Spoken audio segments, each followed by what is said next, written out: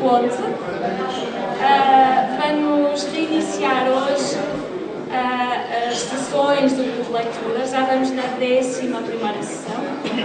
E hoje vamos dedicar a sessão ao local onde todos passamos grande parte das nossas vidas, à Felpo, e mais concretamente à Esprela. Para tal, nós convidamos o Dr. João Pleto, que penso que muitos conhecem, uma vez que ele é uma vedeta da TV e da rádio pirata. O Dr. João é arqueólogo e, como todos sabem, é alguém que tem um dom especial para nos fazer viajar no tempo. Convidamos também o professor Henrique Botelho Miranda, que é professor aposentado da Felpo e dedicou a sua vida à arte das minas e que nos vai mostrar também uma perspectiva que poucos conhecem. Vai, no fundo, virar-nos este território do avesso. Gostava também de agradecer ao Sr. Professor Brandão Alves, que será o nosso moderador e que já me disse que irá ser rigoroso com o tempo que todos temos a fazer daqui a bocadinho. Gostava também de agradecer à Associação de Estudantes por nos ter apoiado nesta iniciativa, facultado o acesso a este espaço que fica próximo do núcleo rural que nós iremos conhecer melhor a partir de hoje. E uma palavra de apreço muito especial para o Sr. Professor Alexandre Leite, que nos ajudou a delinear e em alguns estudos e na preparação desta sessão e que de facto foi um apoio incondicional. Muito obrigada, vamos dar início então à sessão.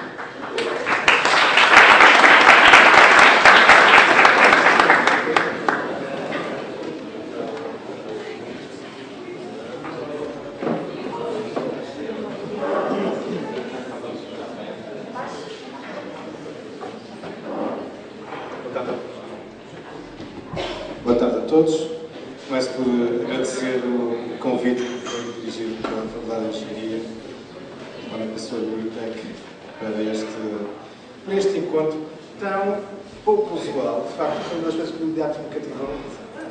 Conferência, uma conversa, ao almoço. Mas isso é giríssimo. E, de facto, não podia dizer que não a este desafio. Quero desde já agradecer também ao professor Alves que vai fazer a moderação, também ao professor Ferreira, podem ter certeza de dizer coisas muito mais interessantes do que as minhas, porque se calhar vamos deixar um bocadinho frustrados se estão à espera que vão falar imenso sobre a Esprela. A verdade é que não irei falar muito sobre a Esprela, irei falar uma abordagem um bocadinho mais alargada ao resto da freguesia de Paranhos. E sem muitas mais delongas, deixem-nos começar, porque estamos no clube de leitura, por referir aqui duas publicações. Aquela que ainda hoje é uma bíblia, portanto, tem que conhecer um bocadinho a história deste território, uma monografia, ou subsídios para uma monografia de São Francisco de Paranhos. O autor é Horácio Marçal, e um livro recentemente, tem uns 3 anos, editado, Toponímia Portuense, de Eugênio André Cunha Freitas. Eugênio Cunha Freitas publicou nos anos 70, regularmente, num dos jornais diários da cidade, referências ou explicações para os vários topónimos, para os vários nomes das ruas, das praças, dos lugares da cidade do Porto. É um homem que estudou muito os arquivos municipais, da Casa do Prefeito, os arquivos distritais, e por isso aquilo que ele nos escreve é sempre com base em fontes muito fidedignas, em fontes muito seguras. E confesso-vos que é uma das minhas bíblias para os meus trabalhos, uma primeira abordagem, uma explicação para porque é que aquele lugar tinha aquele nome, é recorrer à toponímia portuense do Eugênio André Cunha Freitas. E começa aqui a vossa frustração. De imediato, quando me desafiaram para falar um bocadinho sobre a Esprela, aí vou eu, o André ou o Eugênio, ver o que é que ele dizia sobre a Esprela. Não diz nada. Relativamente à monografia do Horácio Marçal, também confesso-vos que lá no elenco, os vários topónimos, os vários lugares, as várias pequenas aldeias antigas de Paredes, refere de facto à Esprela, mas não nos diz muito mais. E por isso, desde logo, confesso-vos aqui a minha ignorância relativamente a uma origem deste chatão da Esprela. Provavelmente na conversa podemos depois falar um pouco mais, provavelmente alguns terão algumas explicações para este nome. Nós temos, a Esprela foi dominada durante vários séculos por uma quinta. Uma quinta, curiosamente, era conhecida por um outro nome de um lugar que aparece também na cartografia antiga associada aqui à Esprela, que é o lugar de Lamas. E esta quinta, aquela que nós temos hoje em ruínas aqui ao fundo, era conhecida como a casa ou a quinta de Lamas. Tendo em conta que pertenceu à família Canavarro, por vezes também aparece na documentação como a casa dos Canavarro ou das Viscondessas de Lamas, que era a quinta de Lamas, ou das Viscondessas de Roriz. É uma casa que, no seu aspecto atual, apesar de arruinar, é claramente do século XVIII, muito marcado pelo barroco, e integra-se num conjunto de quintas que, por essa altura, no século XVIII, grandes quintas que, por essa altura, vão surgir nos arrabaldes da cidade.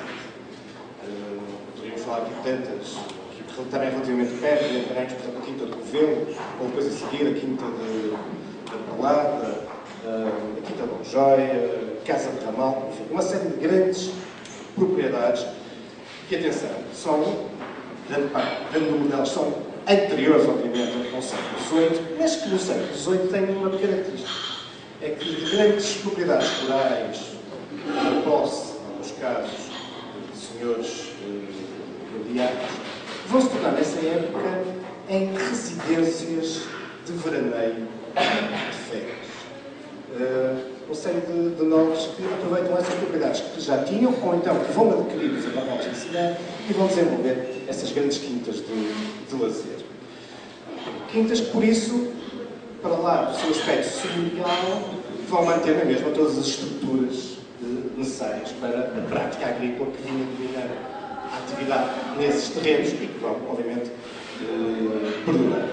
São várias as explicações que podíamos aqui falar, apontar para este boom que então se dá, desde logo nós estamos no barroco, uma época em termos de ritmos construtivos muito acentuado, mas podemos falar também que é uma época em que o Porto está de uma forma radial a alargar, muito em função do programa urbanístico dos Almadas, João de Almada, pai, governador, que está um pouco para o Porto, como Marquês de Pombal está nessa época para Lisboa, o resto eram primos, e depois o filho do João de Almada, que disse que nós falamos de vez nos Almadas, que na segunda metade do século XVIII, de facto, vão derrubar as veias rurais medievais da cidade, vão abrir uma série de arruamentos, tornam o Porto, enfim, muito mais dinâmico, de circulação e permitem um crescimento também radical da cidade. Bom, e acima de tudo temos também essa preocupação de criar casas de descanso que são também uma fuga quando a cidade tem surtos de peste. E, portanto, é uma forma de estas famílias fugirem da cidade, porem-se a salvo quando há fenómenos pestíferos que fazem com que quem tem possibilidades possa sair da cidade. E, portanto, é nesse contexto que seguramente se integra também esta Casa das Viscondessas de Roriz,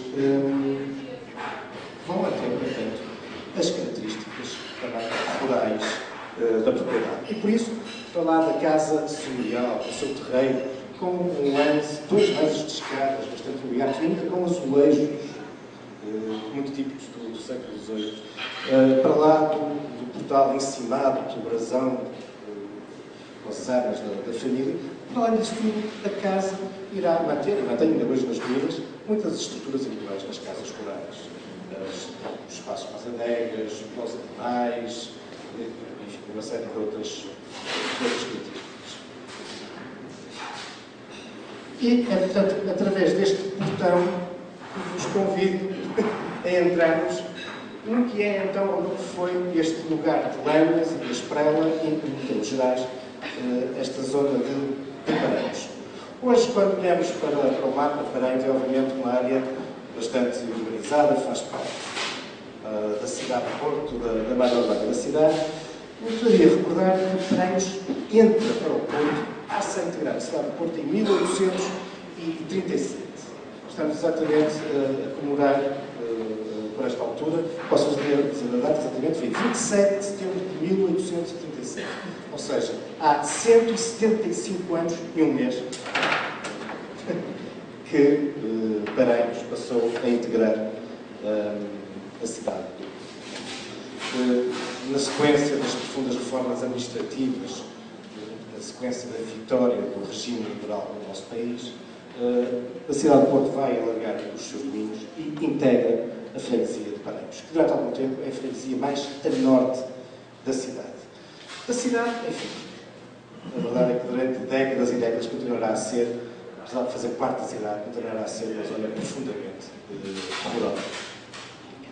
Os seus campos, os seus vastos, as suas extensões agrícolas, no qual se inclui o lugar da Esprela, estendem-se pelas terras da Malha. E para isso tenho que vos falar de uma outra data importante, que é 1895, quando é construída a estrada da circunvalação, que definitivamente vai marcar o limite da cidade e também o limite de Paranhos na sua divisão com as terras da Malha. Aliás, a circunvalação é construída exatamente com este duplo objetivo.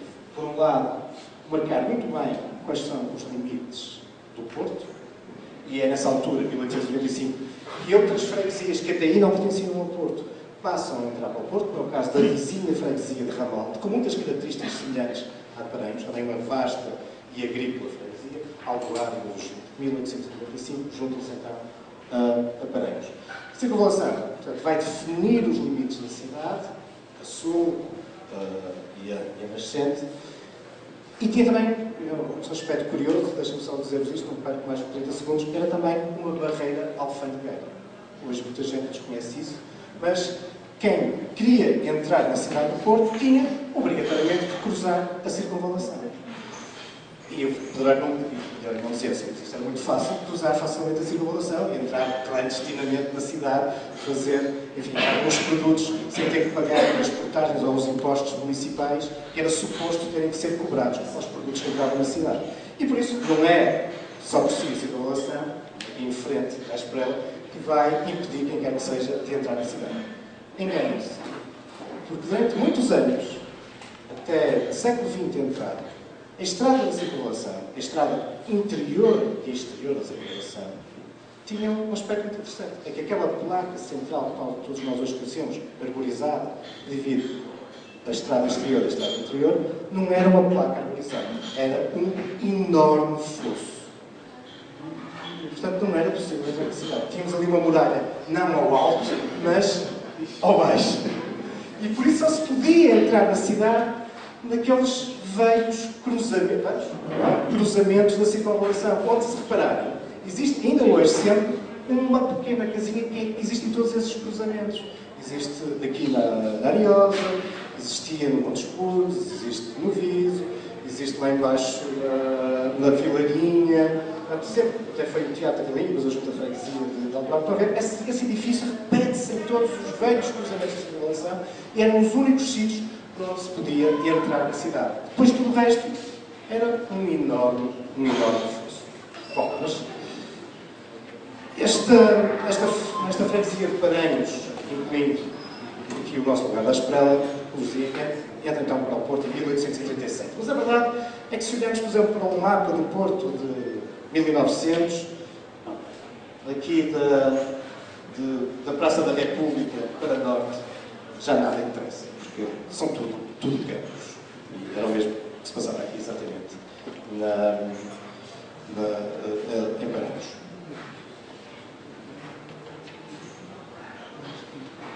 Mas, se recorrermos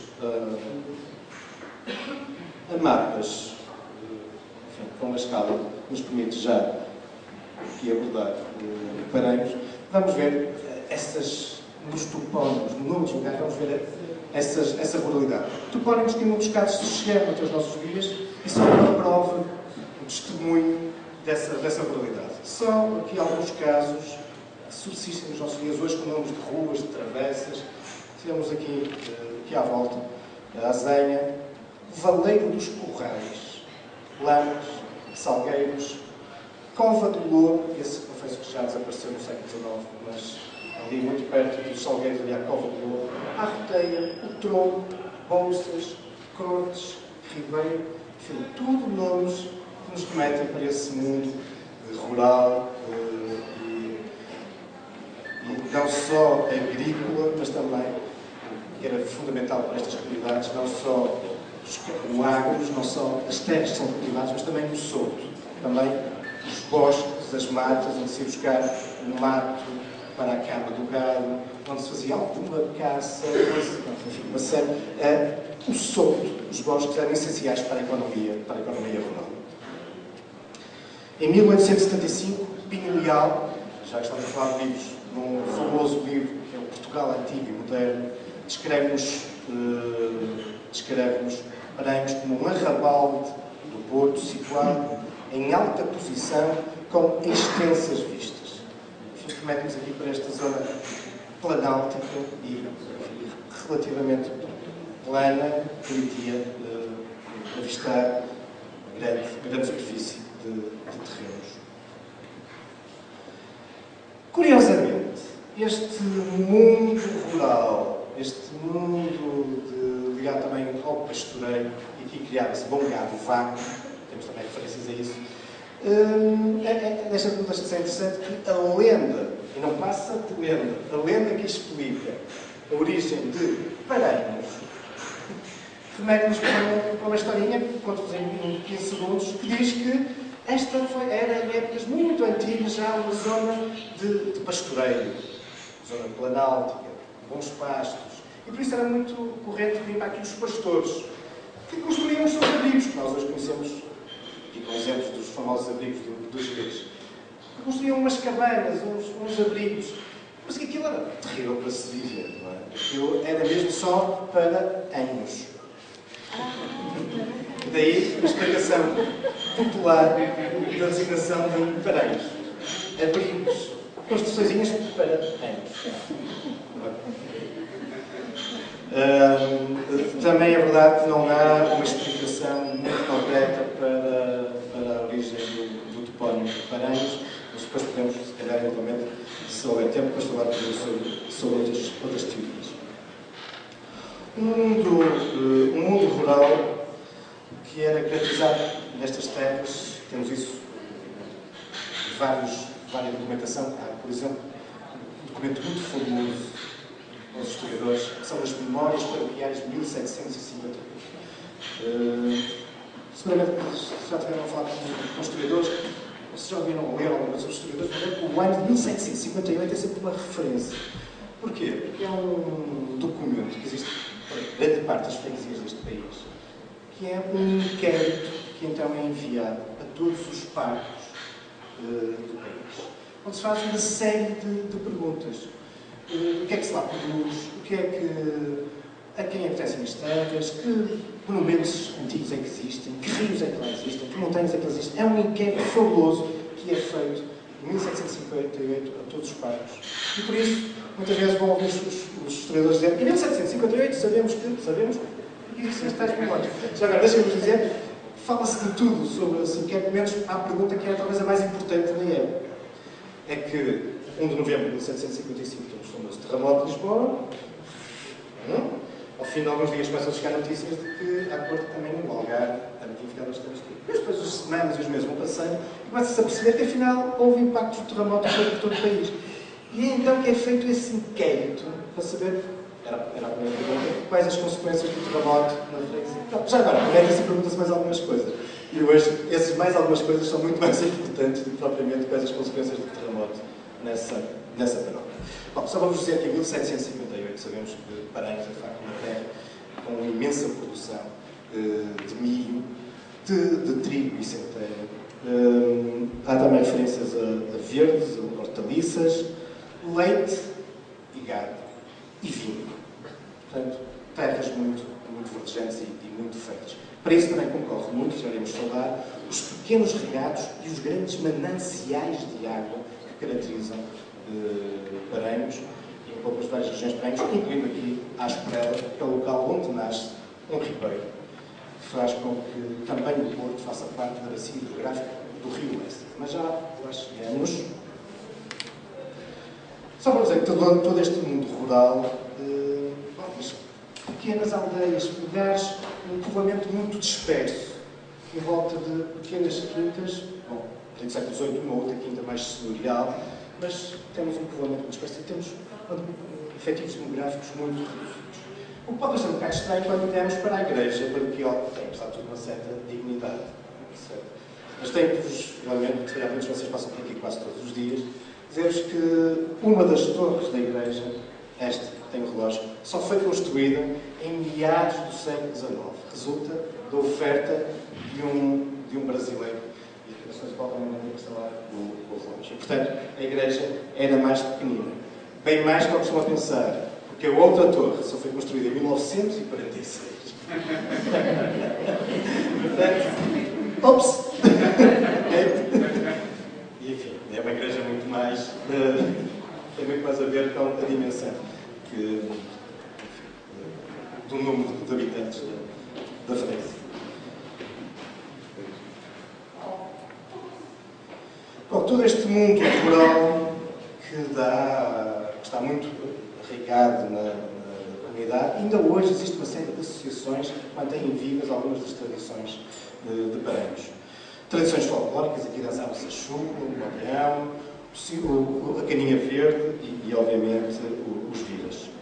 Havia procissões e romarias. Eram particularmente famosas as procissões e a romaria no Largo do Campo Limpo, a romaria Nossa Senhora da Saúde, de alguma forma transferimos os nossos tempos para a Arca d'Água. E eram muito conhecidos e populares nestas festas os tremoços de Paranhos e o bolo de Paranhos, um doce tradicional que esteve quase para desaparecer e nestes últimos anos, fruto também de algum incentivo da Junta de Freguesia e dessas associações locais de defesa do património, tem vindo a ressurgir e podem encontrar, nomeadamente, nas festas da Arca d'Água.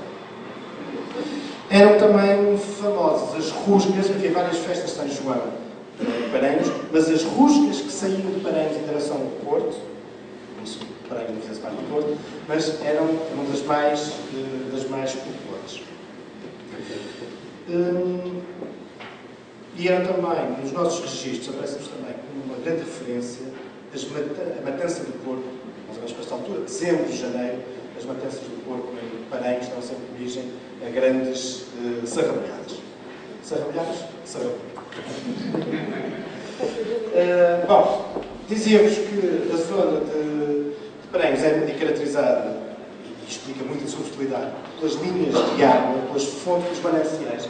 E temos aqui, na Asperela, um ribeiro que nasce exatamente aqui, que é o ribeiro da Asperela, e que vai ser, é o afluente do Rio Lessa, por isso é que eu vos dizia, podemos pensar que toda a cidade do Porto faz parte da bacia hidrográfica do Douro. Não, este sítio onde nós estamos liga-nos a Matosinhos e liga-nos à bacia hidrográfica do Lessa. Estamos a escorrer para o outro lado. Mas, falando de água, e portanto são estas linhas de água que cruzam a cidade, só uma referência, acho que passei isto à frente, a Arca d'Água. A Arca d'Água, como o próprio nome indica, Arca, é um sítio, era uma nascente, bem referido desde os documentos mais antigos que se referem a cidade do Porto, antes ainda da nacionalidade. Esse grande manancial de água, que no início do século XVII, durante o tempo dos Filipes, de facto, são responsáveis no início por uma série de grandes produções do nosso país, são eles que vão tapar essa nascente natural, essa nascente ao ar livre de água, vão tapar através de uma arca e a partir daí essa fonte deixa de ser visível. Nós hoje andamos aqui em cima do jardim da Arca d'Água e nem imaginamos, muitos não imaginarão, ali embaixo, por baixo, está exatamente a arca que oculta a água, que continua a nascer nos nossos dias e que foi canalizada ao longo de quilómetros de túneis até à cidade do Porto. Durante séculos foi a principal fonte de abastecimento de água à cidade. E ao longo do percurso ia também alimentando algumas fontes. Susana, quando estamos a apontar, estamos a dizer 4 minutos? 3, ok. Bom, só para vos dizer também rapidamente, peço desculpa, que estes ribeiros estão na base, de facto, da fertilidade destas terras, mas a partir do final do século XIX, e apesar destas grandes manchas verdes se manterem durante grande parte do século XX, mas a partir do século XIX, Paranhos vai começar a mudar significativamente, vamos começar a ver surgir as fábricas, e há aqui dois grandes eixos que cruzam a freguesia e que vão começar a acentuar o desenvolvimento urbano. Eu gostava de falar de livros, deixo-vos com um outro livro, de Ricardo Jorge, famoso médico da cidade, Demografia e Higiene da cidade do Porto, publicado em 1899, que é um belíssimo retrato que é o Porto na passagem do século XIX ao século XX. E diz ele que o crescimento tem-se feito ao longo das estradas de acesso à cidade. Paranhos é quem mais tem a cidadade das aldeias circundantes. É a mais densa e a de mais crescença. Cortada pelas duas primeiras estradas do Porto e ainda hoje grandes artérias de comunicação com os concelhos de Norte e de Leste. Atraiu ao longo delas as populações, formando dois enormes prolongamentos da cidade. A Rua da Rainha, nós hoje conhecemos como Antero Quental, Rua da Rainha, que é o famoso, e a Rua de Costa Rica. A Rua de Costa Rica. Portanto, são de facto esses dois eixos que o Paranhos vai crescer. Entre eles, no entanto, vão-se manter grandes áreas verdes, como é o caso aqui da Asparana. Bom, este mundo, este desenvolvimento industrial vai obviamente também fazer surgir uma série de estruturas, de tradições, agora já não de cultura agrícola, mas de cultura operária, vão surgindo os grupos excursionistas, as bandas, as associações desportivas e culturais, e, deixa-me só dizer só isto, surge em 1911 uma coletividade importantíssima. Tem tudo a ver com a industrialização. O Sport Clube de Salgueiros. Em 1911, o Futebol Clube Porto, que ficava instalado aqui também, não é? Ali no campo da Constituição, recebe uma visita do Benfica. E uma série de moradores ali daquela área, que apesar de estarem próximos das estações de Futebol Clube Porto, não gostam tanto do Porto, mas gostam mais do Benfica, resolvem, na sequência desse jogo, criar ali um clube que seria mais próximo do Benfica. Eram todos operários da fábrica dos Salgueiros, pedem ao mestre tintureiro para tingir de vermelho, está no fábrica de Salgueiros, na fábrica de texto, para tingir as suas camisolas de vermelho, não é? Está mais do Benfica. E assim, debaixo do lampião, ainda hoje lá existe, na esquina da Constituição de Salgueiros, surge o Sport Clube de Salgueiros. Enfim, apenas uma das muitas exemplos aqui em Paranhos, nesta área, ligado a todo este mundo em transformação dos finais do século XIX e do século XX, esta mescla entre este mundo rural e este mundo operário que vai caracterizar ao longo do século XX esta região. Como vos dizia, apesar desses dois grandes eixos urbanos, vão-se manter grandes espaços agrícolas, grandes espaços verdes, e um deles é o lugar da Asparela, que irá depois abrigar este nosso polo universitário e esta nossa faculdade. Mas para vos falar do que é exatamente isto, no momento imediatamente anterior à construção da faculdade, passava a palavra ao orador.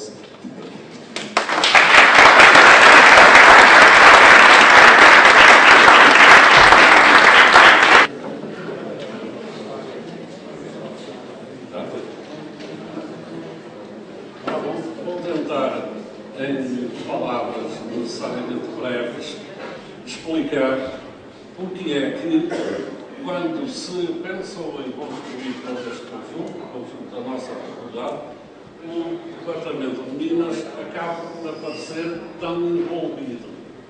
Uma primeira necessidade resultou do seguinte: os nossos colegas civis precisavam saber onde é que, nesta área, se situava o chamado pé de roca, ou seja, a rocha firme. O que é que se passa? Estes terrenos estão, do ponto de vista geológico, antiquíssimos são constituídos na sua base essencial por granitos e granodioritos, mas que ao longo dos tempos, e estou a falar em tempos geológicos, foram sofrendo alteração profunda. Neste tipo de terreno, desta gama de granitos e granodioritos, a alteração nunca se faz uniformemente a partir da superfície, ou seja, definindo no tal bedrock, ou leito rochoso, um plano ou uma superfície sensivelmente plana. Era preciso, portanto, obter uma informação acerca de como aqui se distribuía o leito rochoso. E isto para quê? Sabendo-se que o granito tinha sido fortemente alterado, portanto, de rocha coerente, dura, competente, tinha-se transformado numa massa arenizada e fortemente alterada. Em alguns locais, os certos componentes do granito já se tinham transformado totalmente em argila. Era preciso, digo eu, saber onde é e até que profundidade os nossos colegas civis precisavam de colocar e de abrir furos para colocar estacas e sobre essas estacas construírem as sapatas distribuidoras das pressões tremendas causadas pelo peso destes edifícios, que são previsivelmente grandes. Outro objetivo que nos foi transmitido pela reitoria, sabia-se, e basta olhar a Carta Militar, a Carta Topográfica Militar, que é extremamente minuciosa a sinalizar tudo o que são fontes, ressurgências, poços. Basta observar a Carta Militar e nós encontramos uma infinidade de pontos, círculos e azuis a assinalar esses locais, sítios onde havia água. Portanto, esta primeira inspeção ao terreno foi conduzida pelo meu colega Alexandre Leite e outras pessoas do departamento. Foi um levantamento feito por acessibilidade, está aqui o aparelho que foi utilizado para isso, mas era pedido também mais alguma informação. Era a eventual localização, para além dos poços e minas que se sabia que existiam, se fosse possível, daquilo que nós chamamos de armadilhas geológicas ou alvos, ou seja, sítios propícios para introduzir novas captações para obter mais água. E isto porquê? Porque antes de, obviamente, desenhar cada um dos edifícios, cada um dos departamentos da faculdade manifestou-se acerca das quantidades de água que precisaria em permanência ou eventualmente para o seu funcionamento. Ora bom, o Departamento de Engenharia Civil, nesse aspecto, é um grande cliente. Basta atender à secção hidráulica e às necessidades de água enorme que tem para aqueles tanques onde se simulam diversas circunstâncias da especialidade que lá é praticada. Havia também o meu departamento, o Departamento de Minas, que tem um laboratório que pode ser utilizado para simular em pequena escala certos modos de tratamento dos minérios, de processamento, de desagregação de moagem, trituração de moagem e depois a separação da substância útil, normalmente substâncias mais pesadas, pensamos no calcitrita, na wolframita, etc., de outros minerais que não interessam, inclusive. Ora bom, uma larga gama desse tipo de tratamentos é designado tratamentos hidrogravíticos, socorre-se, efetivamente, necessita de grandes caudais de água. Um outro departamento, também cliente de certas quantidades de água, seria o Departamento de Química.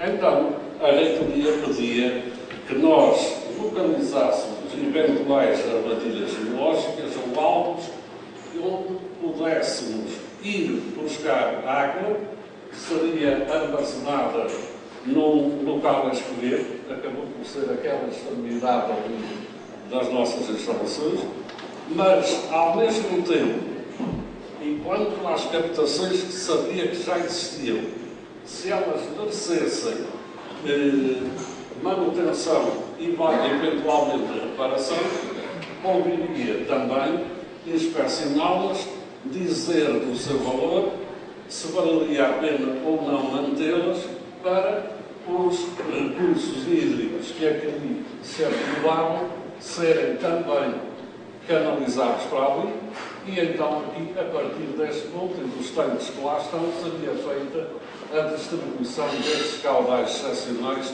aos departamentos que precisavam da água. Não é? Ora bom, após este primeiro trabalho, que foi feito em 1987, sem talvez passar adiante, tenho aqui um perfil que indica esquematicamente como funciona este aparelho, os elétricos, quando é acionado no terreno. Temos aqui o operador, temos aqui nestas capas, e são capas de relatórios que periodicamente fomos emitindo para a reitoria.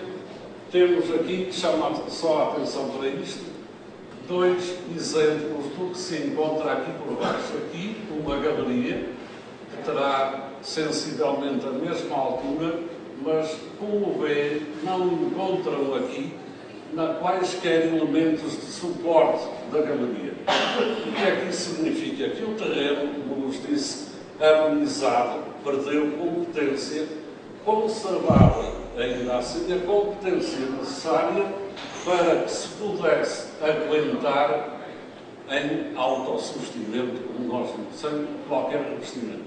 Um outro exemplo é este, e fortemente contrastante. Aqui já vê as paredes, os hastiais, como dizemos na gíria mineira, revestidos a pedra e, mais do que isso, a coroar estas duas paredes paralelas, pedras, a que chamamos capas, que são pedras de 1 metro, 1,20 m de comprimento, uma espessura à volta dos seus 30 centímetros e larguras entre 30 e 40 centímetros.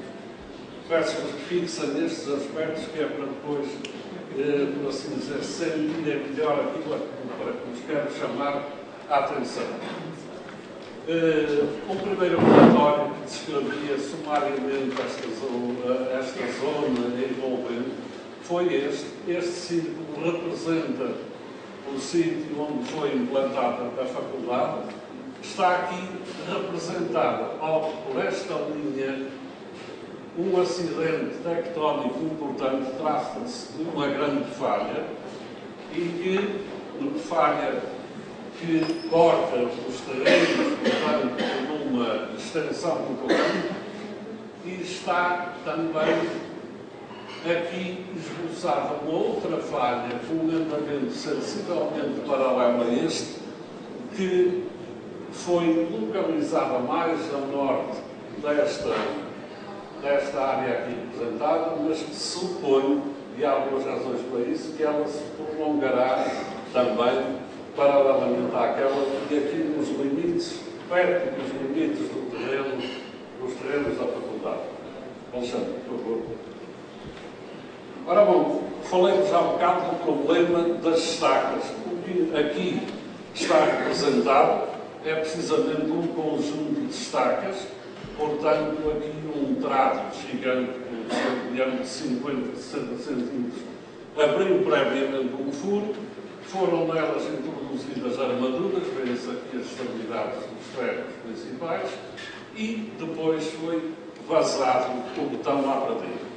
Está aqui esboçado também, grosseiramente, uma caixa, isto depois foi efetivamente transformado numa caixa, numa cofragem, e sobre isto foi colocada uma outra armadura e vazado mais botão, constituindo, portanto, as tais sapatas distribuidoras das pessoas.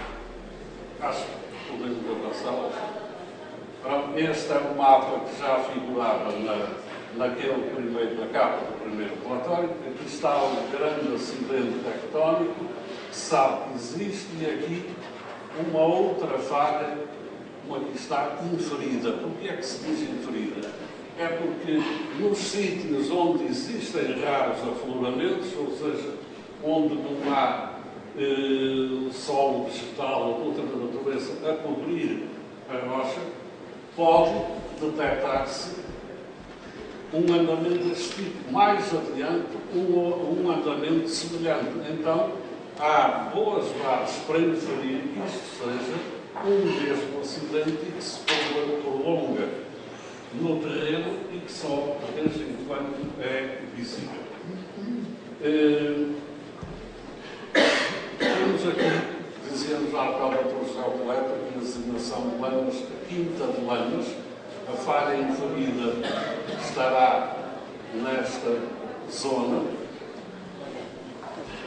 E quanto a este, aqui o Hospital de São João serve-nos como referência, portanto, a Faculdade de Engenharia vai desenvolver-se sensivelmente aqui.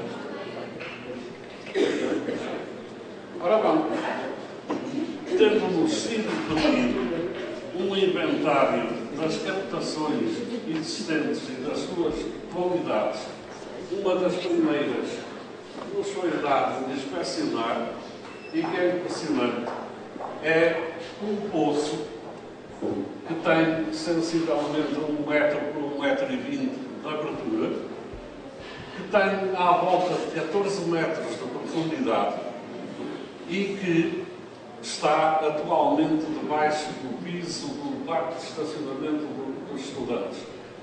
Ora bom, esta estrutura é impressionante por isto. Ela está revestida de alto a baixo por pedra. Esta imagem aqui não é muito nítida, mas bem que são pedras de razoável dimensão, empilhadas com aquela arte que os padreiros antigos sabiam e dominavam. São pedra, é uma construção feita em pedra seca, ou seja, não era intencionalmente usado qualquer ligante entre as pedras, nem argamassas de cal hidráulica, nem de água, muito menos cimento, na altura que se usava. Porque é que não se fazia um ligamento com os elementos estruturais da parede? Porque interessava que a própria água que estava embebida nos terrenos, através destas juntas, estivesse constantemente a ser corrigida para as escavações. Ora bom, este trabalho é impressionante, existe lá, não é facilmente acessível porque não tem escadas fixas, mas tem uma outra particularidade. Prolonga-se numa dada extensão, que eu estou a falar desta zona aqui, prolonga-se nesta extensão assim. Aqui havia um óculo, ou seja, um poço circular, com um diâmetro à volta de 1 metro, sem revestimento e que ia vazar no teto da galeria. Esse óculo dava ligação a um outro tramo que se prolongava tal. Por comodidade, aquilo está representado por segmentos retos, mas porque é como frequente nas minas de água, o trajeto é bastante mais sinuoso. A que é que isso se devia? Os mineiros antigos que abriam estas minas seguiam o veio, o Eusliza. Iam seguindo sempre o ponto onde a água estava a brotar e isso obrigava-os a infletir para a esquerda, para a direita, árvores não se atreviam a avançar a direita, não, a água deve vir dali, então avanço daqui a direita.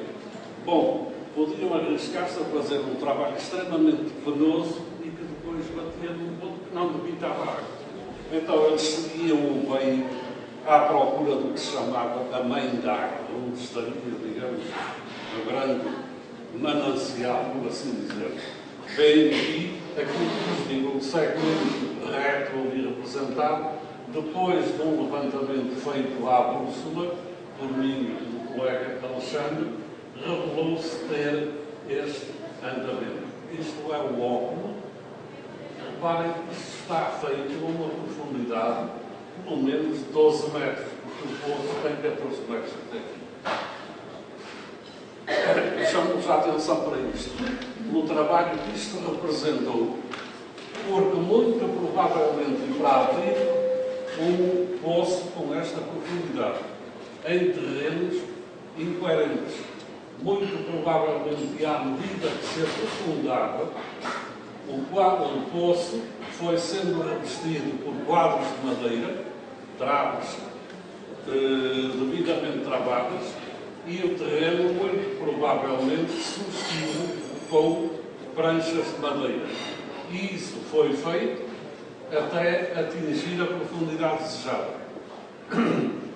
A partir desse ponto, era possível começar a descer as pedras, empilhá-las com arte, e depois, com o revestimento de madeira, era tirado tramo por tramo, construindo-se mais um tramo de pedra até à superfície. Ora bom, mais demonstrativo do trabalho que isto representava é o facto desta galeria, numa boa parte da sua extensão, estar revestida de pedra nos hastiais e ter um teto formado pelas tais capas, com aquelas dimensões que há bocado vos indiquei. O que é que isto tem de notar? É que e os mineiros sabiam, conheciam os terrenos, se afigurou que a mina que estava a ser aberta não poderia aguentar sem autossustimento, então haveria que aguentar. E então, como é que se procederia? A mina era alargada para uma largura maior que a do homem, as minas de água têm normalmente à volta de 60, 70 centímetros, não mais que isso. Construíam-se as paredes e depois levantava-se a questão de como é que se colocam as capas. Ora bom, isto é uma conjetura, mas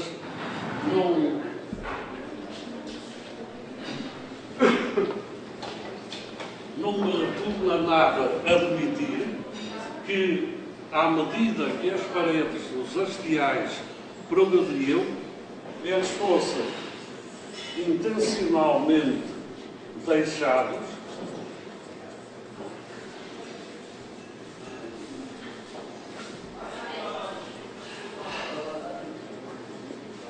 com esta configuração. As pedras das capas eram trazidas para aqui, atravessadas e depois roladas sobre estas rampas. Quando chegavam a este ponto, a última cambalhota colocava-se no sítio desejado. E depois toca a preencher e repetia-se o processo para seguir. Pensem só, o tempo está-se a esgotar, tenho que ser muito rápido.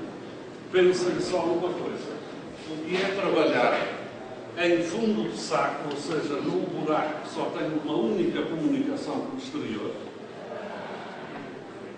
transpirar abundantemente lá dentro e a trabalhar iluminado, quando muito, se não fosse ainda por lucernas à moda romana, pelos velhos gasómetros mineiros. Imaginem que era uma altura em que seguramente não havia ventiladores a conduzirem ar fresco para a frente, estar a abrir trabalhos destes, a respirar lá dentro, a transpirar lá dentro, a queimar oxigênio, com as lamparinas e os gasómetros a consumirem oxigênio. Imaginem a periodicidade desses trabalhos. E por aí poderão apreender aquilo que eu há bocadinho dizia, que é o que há de admirável nestes trabalhos que estão aqui por baixo. Ok? Ou seja, o tempo é escasso.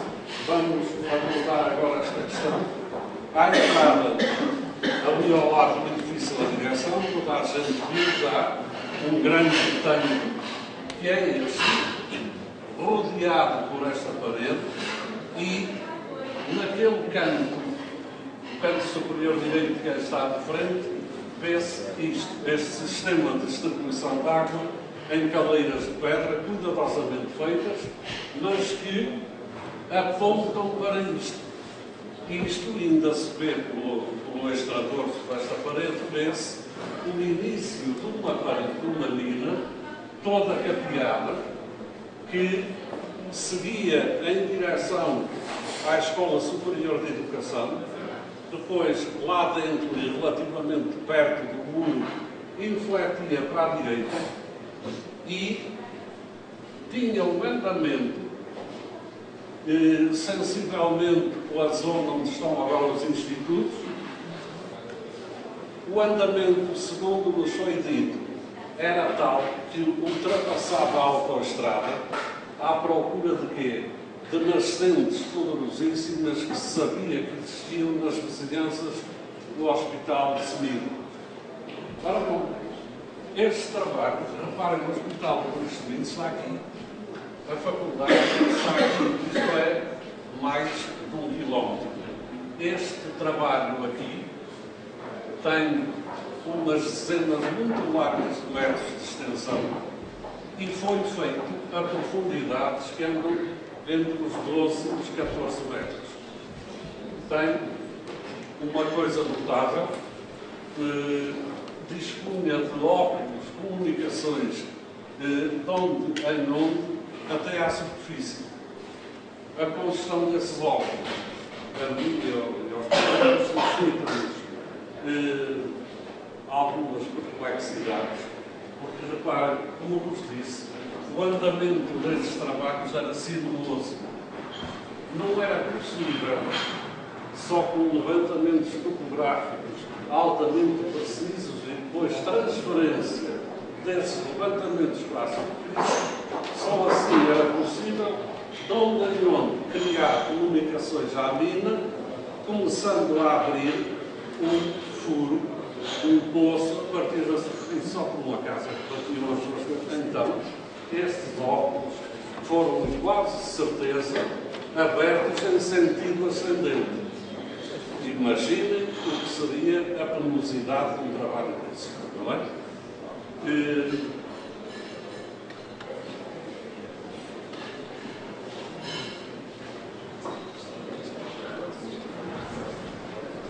Reparem aqui que o tanque tem ao lado esta parede, muito cuidadosamente construída, e que tem do lado de dentro uma caleira de pedra que percorre a todo o comprimento, atravessava, agora já não, a via estruturante que entretanto foi aberta ao lado da faculdade, entrava nos terrenos do palacete da Viscondessa de Roriz e ia abastecer o lago dos Jardins e tanques que serviam para irrigar a horta que também existia ao lado da cidade.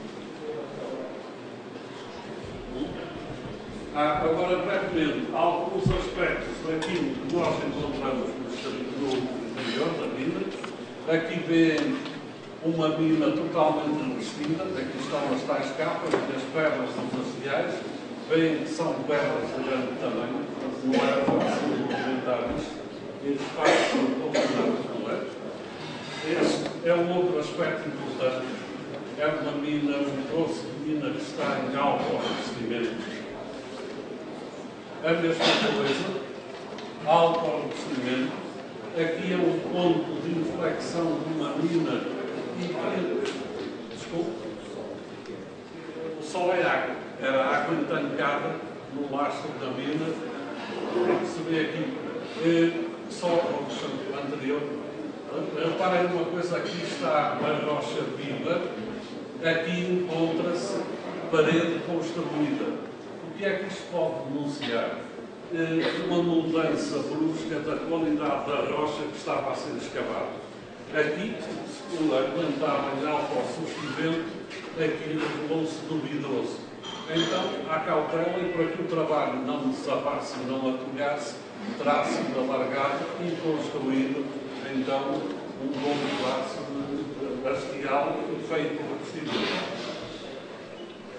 Estes são outros aspectos da mesma situação. Alexandre, por favor, adiante. Que há uma particularidade que vos queria mostrar. Aqui tem as cavidades de pedra áfrica, pedra sã, alto revestimento. Reparem na largura, isto é sensivelmente a largura dos ombros. É típico das minas d'água. Um outro aspecto de uma mina revestida e Alexandre, mais adiante do bocadinho.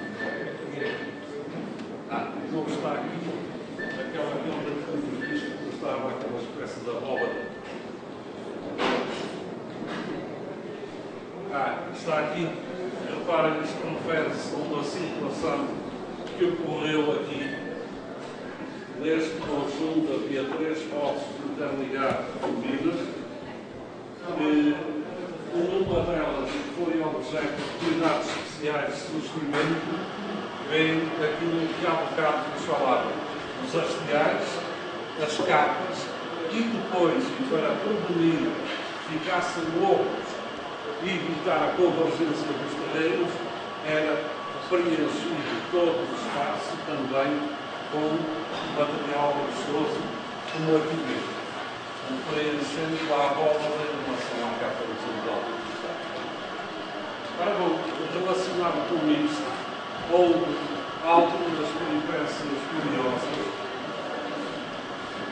Uma delas que vou referir brevemente, teremos só mesmo no fim, é que, para além destes relatórios que a reitoria nos pediu, aos quais houve algum tempo para serem executados, eu próprio e o colega Alexandre Leite fomos aqui chamados várias vezes para atuar como bombeiros voluntários, sapadores bombeiros, sem rascar o pessoal da construção civil.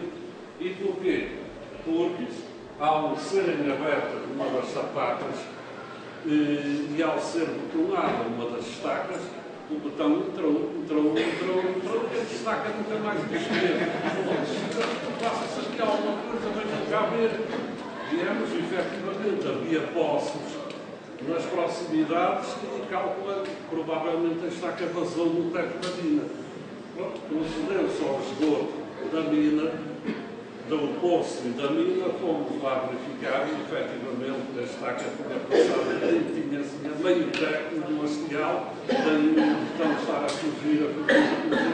Pronto, façam aqui uma vedação a jusante, tinha alguma inclinação, uma vedação a montante, e agora encham de botão lá para dentro, até que o botão suba da estaca, porque não há outro.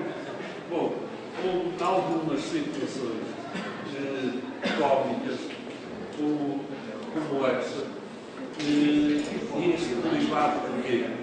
Esta quinta afigura-se que, para além de vastíssima, teria uma produtividade muito alta, seria muito rica, e realmente só assim se justifica, a menos que a Viscondessa do Louris fosse buscar rendimentos de outras quintas para aplicar aqui. Mas só assim se justifica que fossem feitos trabalhos com o cuidado daquele poço que há bocado vos falei, que fossem abertas minas com aquela extensão que eu vos indiquei para abastecer aquele tanque que ainda hoje é visível ali à entrada da porta. Bom, o tempo esgotou.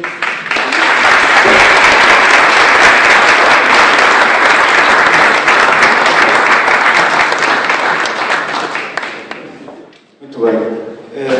Eles tinham que pensar que isso seria completamente desnecessário perante estas brilhantes apresentações. Acho que não estou aqui a fazer nada, convenhamos.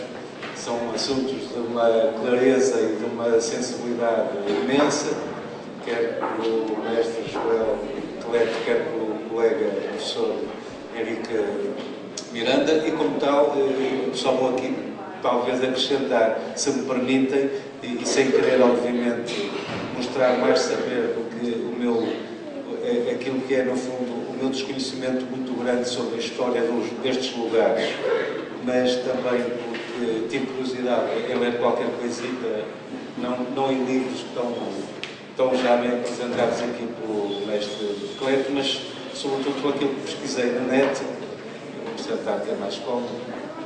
E já agora, em relação à Esprela, porque falámos aqui da Esprela, temos que falar também um bocadinho de Paranhos, já foi feito e muito bem, mas eu descobri que o Paranhos era um couto, portanto, e aprendi que realmente a palavra couto, muitos já saberão isso, com certeza, eu não sabia, couto significa algo que representa, no fundo, como significado, algo que é amparado ou defendido por honra. E então é lido às tantas de um dos textos tirados da net que este topónimo Paranhos quer dizer amparado ou defendido por honra e depois diz-se, entre aspas, amparam o amo enquanto é vivo e desde que os amos são mortos, amparam o lugar pondo-lhe o nome de Paranho, isto é, amparado ou defendido por honra. Isto foi, portanto, um texto que eu retirei do André da Cunha e Freitas. A tal lenda antiga sobre a palavra já foi dita aqui muito bem pelo nosso colega e também tive alguma curiosidade em perceber, e agora este é aqui um bocadinho mais o meu papel a puxar para a minha brasa, depois de uma história da arqueologia tão interessante que eu também desconhecia e da primeira abordagem mais histórica desta toponímia dos lugares e quintas. Aliás, a designação havia aldeias, eram 15 quintas, casais e campos e lugares. Portanto, todos tinham estes nomes, dá algumas dezenas de nomes diferentes que enriqueciam aqui a história toponímica de Asprela e de Paranhos. Mas isso já foi dito, portanto, só para verificar, eram mesmo muitos dos nomes que preenchiam aqui esta geografia.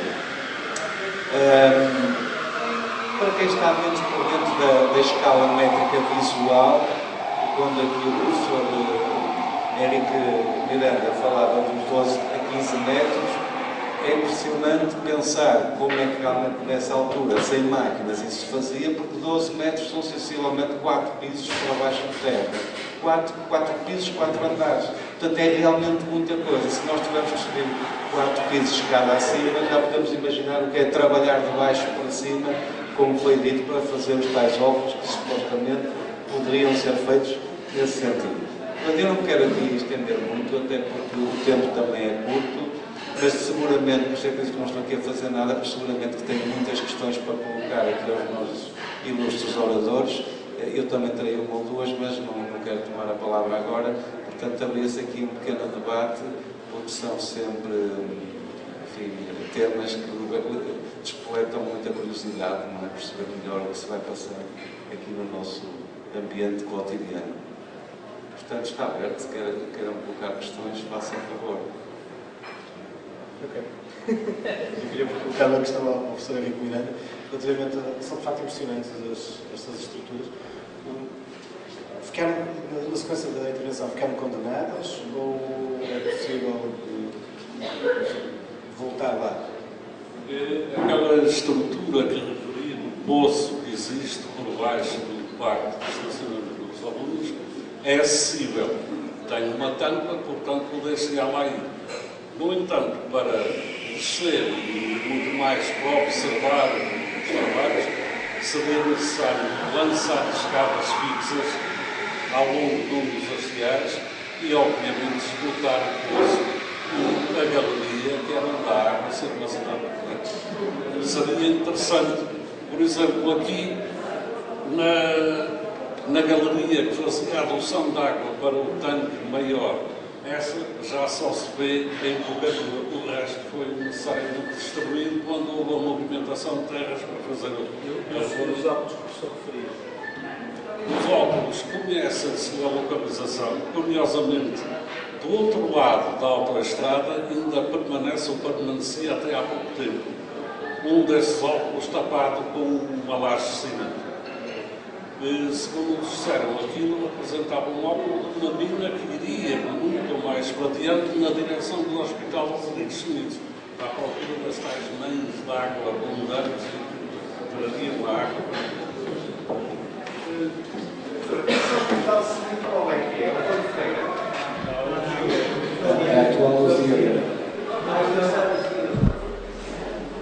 Eu estava a tentar localizar esse seguinte, não sabia qual era o hospital. Já não existe.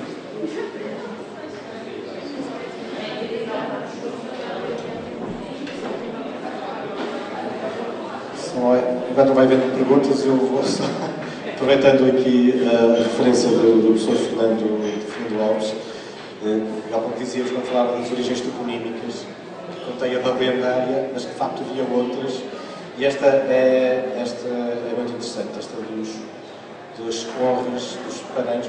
Está documentado para outros lugares, tem parecido com Paranhos, alguns Paranhos e Paramos aqui no norte de Portugal. E aí, nesse caso, está perfeitamente documentado.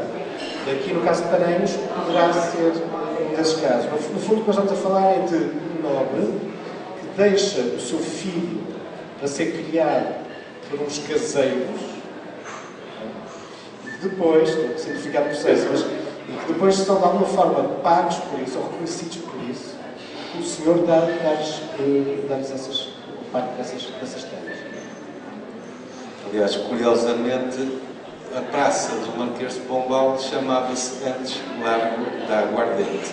Eu também andei aqui a pesquisar um pouco sobre Paranhos, numa outra perspectiva mais das atividades, a ver se havia alguma relação entre as atuais atividades da população que desenvolve aqui o seu trabalho e esta história destes lugares. Não posso dizer que tenha sido capaz de encontrar essa relação, mas num estudo mais ou menos recente da Câmara Municipal do Porto, a propósito da estrutura ou desenvolvimento económico da zona norte e oriental da cidade.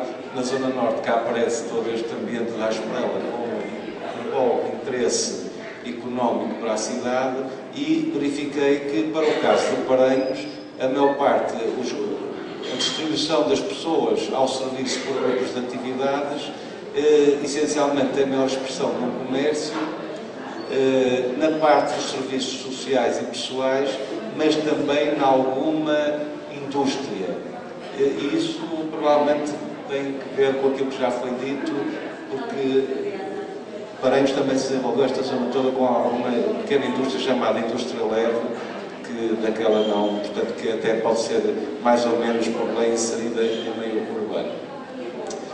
Eu, contudo, acho que estes momentos também são bons para sensibilizarmos a nós todos para aspectos que nos preocupam. Eu falava antes da sessão sobre isto com os nossos colegas da organização deste encontro, que é aqui o Solar de Lamas, estão bem explicados já, com um belíssimo portal em cima das armas da família, e que pessoalmente temo que, não havendo condições de recuperar, pelo menos se calhar nos próximos tempos, ou se calhar no médio prazo, temo que possa estar a ser constantemente ameaçado por infiltrações de chuvas, etc, etc.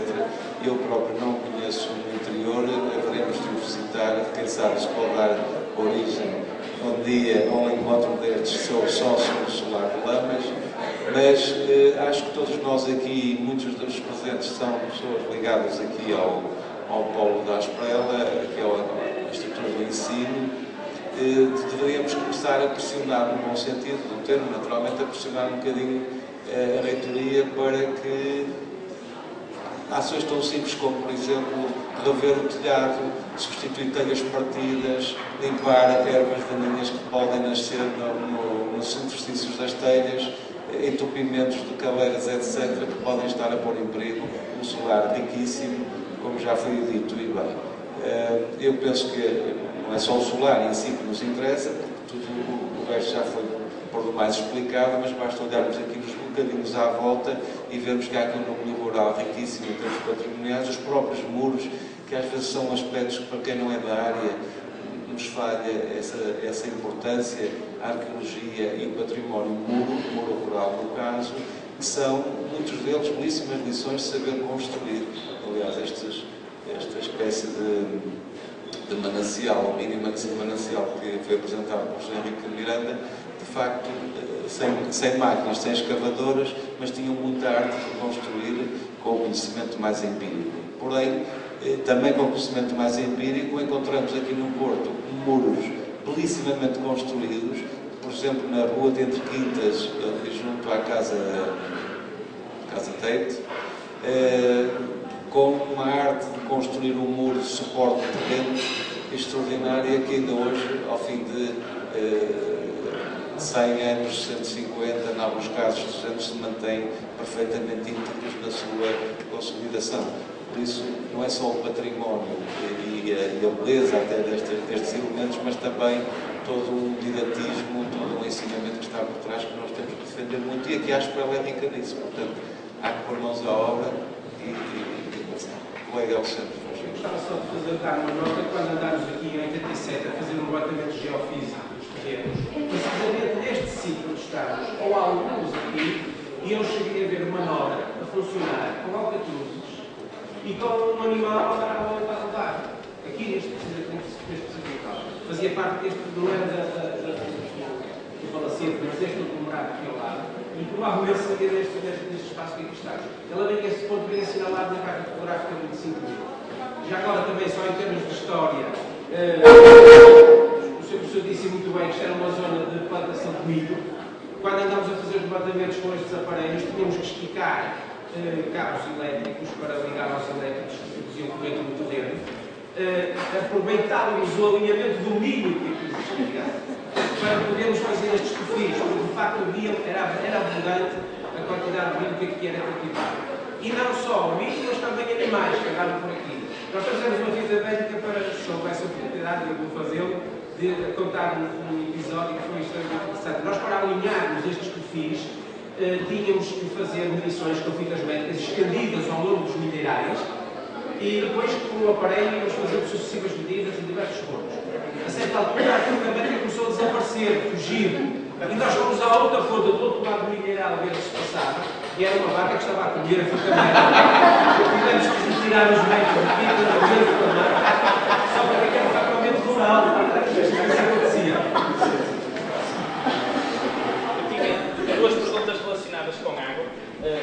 Uma é se esta zona era tão rica em água e logo propícia para a agricultura, se existem histórias de conflito, porque seria de interesse, portanto, daria origem a conflito.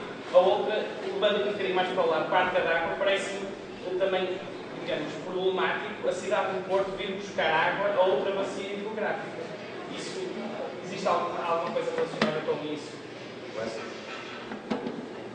Começo pela segunda. A Arca d'Água já corre para a bacia do Porto. A famosa Ribeira de Lordelo, ou Ribeira da Granja, que cruza o ramal de Lordelo do Ouro, com umas quedas de água fantásticas, ficam hoje perdidas no meio do bairro de Lordelo. Zagoa não é o último, mas é praticamente o último grande afluente do Rio Douro. Portanto, a Arca d'Água, a única linha de água da cidade, de facto, drena para o Lessa, é aqui, da Ribeira da Espada. Quanto a conflitos, eu não os tenho, não vi registro relativamente a eles. Admito que sim, a questão da água sempre foi crucial nestas nossas comunidades agrícolas. Agora, por outro lado, a abundância de água é tanta aqui em Paranhos, tantos mananciais, tantas fontes, que eu, se calhar, pode não ter propriamente causado grandes conflitos. Pelo menos não tenho registro disso. Aproveitando a deixa que o professor Brandão Alves deu, quanto à mestria dos artífices que revestiram os poços e as minas e tudo, mas também quanto à mestria de quem fazia muros, eu permito-me chamar a atenção, em particular dos colegas de engenharia civil, para uma coisa que está aqui da nossa frente. Vejam como é que se vence, ou vencia com a arte dos padreiros antigos, um vão de escada. Não havia cimento armado nem nada. Uma pedra longa, um especo colocado ali a uma distância compreende. E aí tem uma escada que está ali há centenas de anos, muito provavelmente. Isso realmente é uma amostra da mestria com que dantes se movimentavam as pedras, se erguiam muros altíssimos, que ainda hoje lá estão, e sem esta argamassa.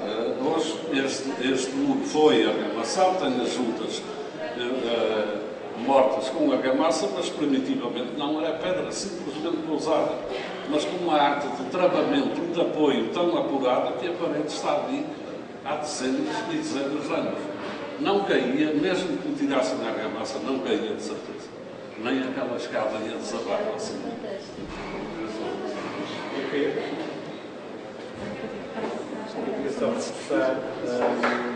Este repto, reforçar o repto do professor Fernando Alves, relativamente à questão da ruína em que se encontra a Quinta das Lemas. Como eu vos dizia, ainda com algum revestimento azulejo, mas tem vindo a ser arrombado. Portanto, urgia de facto fazer ali uma intervenção. E acho que esta ideia da própria FEUP se envolver nesse processo seria muito interessante. Não vos vou dar nenhuma novidade, sabem isso muito melhor do que eu. Hoje em dia debate-se muito em termos de urbanismo, mais do que a construção, a regeneração de edifícios. E, portanto, se calhar tínhamos aqui às portas da faculdade um laboratório vivo onde seria possível ensaiar, desenvolver, se calhar ensaiando novas técnicas. Não sei, estou aqui a falar. Só a proposta aqui deste repto, a possibilidade de, aproveitando a ruína, desenvolvermos projetos em torno da regeneração urbana. Até porque, como estava a dizer o professor, vamos lá encontrar soluções fantásticas da questão do trabalho e da deslocação das pedras e da forma de utilizar. É uma temática que eu sou muito sensível, até porque se há alguma coisa em que eu sou especialista é em megalitismo, foi essa a área que eu desenvolvi em termos de mestrado, já há muitos anos, mas tenho mantido ligado a essa investigação. Megalitismo, construção de grandes pedras, dómenes, antas, e, por exemplo, aquela solução que defende para a construção, para a colocação das pedras sobre, é exatamente isso que nós defendemos na construção das antas, porque quando vimos umas antas, toda a ideia que toda a gente tem, que são duas pedras aos altos, com uma por cima, nós hoje só vemos a ruína do monumento original. O monumento original era todo ele coberto com um monte de terra e de pedras, que num dos casos ainda subsiste dos nossos dias.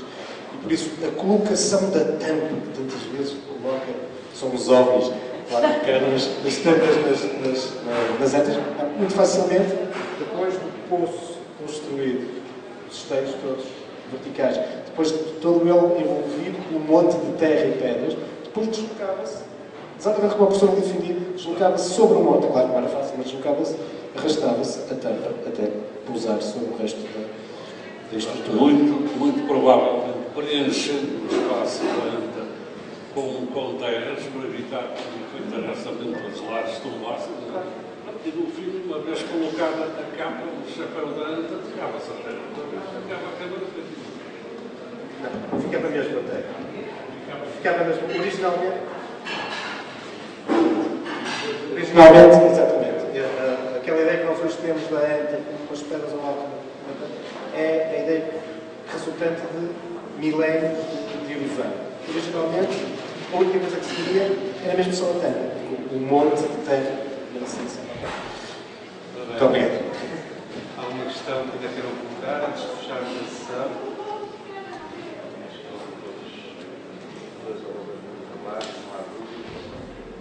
Eu tenho uma pergunta, desculpa, para o professor, talvez. Como é que se determinava o lugar onde se faria o fundo?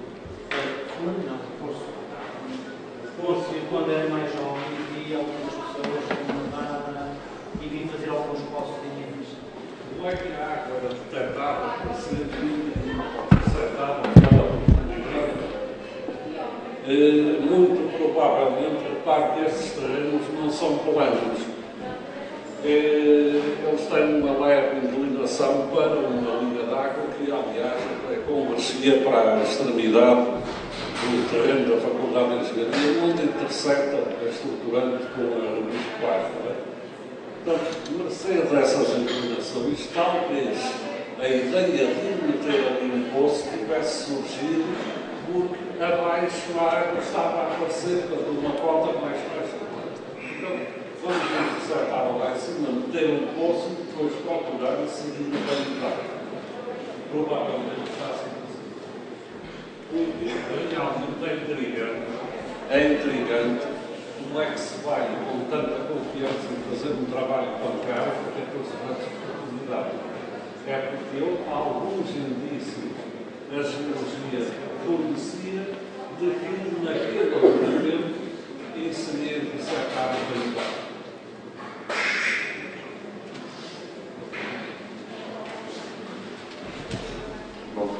penso que está dentro da hora desse cargo. Agradecemos, e em nome da organização, a Susana Medina, a Isabel, a vossa presença, e eu estou feliz, aprendi imenso hoje, portanto, para mim foi um privilégio estar aqui, também agradeço por terem convidado, e espero que a próxima provavelmente será difícil mais rica, mas tão rica quanto esta, com certeza que assim será, se todos fizermos por isso. E boa tarde.